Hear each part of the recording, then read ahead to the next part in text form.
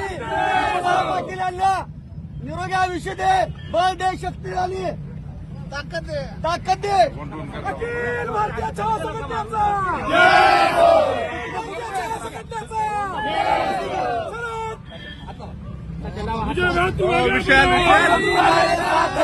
हम तुम्हारे साथ है.